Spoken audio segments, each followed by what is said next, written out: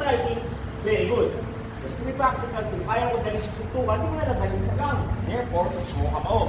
Pero on life, in general, doesn't happen like that. Landly doesn't happen, so you revert to landly, the entire Roman numerals. So, pag siya ay umaatake ako, hindi ko masabayan, right? Drop shoot tayo. I always keep on doing this. For this range, yung pinakamalapit na tuon pa,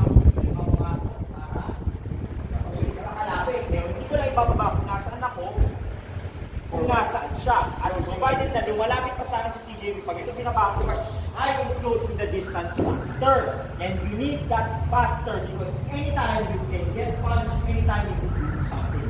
So again, ang ginawa natin na kung ano man ang stance niya, kung ano man ang stance ko, kung ano pinakamalapit na tungkol, umaatake ka, upload, kuha.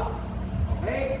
Wala sa posisyon na to dahil nakaharap ka, pagharap, same stance, double leg ang ginagawa natin. Kung anong nakaluhod, kung anong hindi nakaluhod, yun ang pwede natin itanawin. Okay? Wala dito, pagkakit na nakapagpakat. Tayo, umaatake, kanina, lamang ako sa striking, pero nalamangan na ako sa striking, umaatake, ito niload ko, pak, same principle. Point A to point B na hindi nasapak sa mukha at kung nasapak ka man sa mukha dahil MMA, minus sa kanya.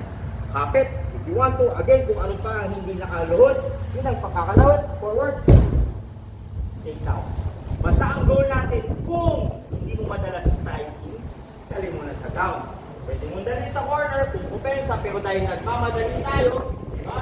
Ito na yung nangyayari, imbis na ano-ano ko pa, the quickest thing that you can do, adapt and overcome, is to kneel down, mga tayo sa XTJ, napalo ng top, kumabal ako. Do so, and is wala na.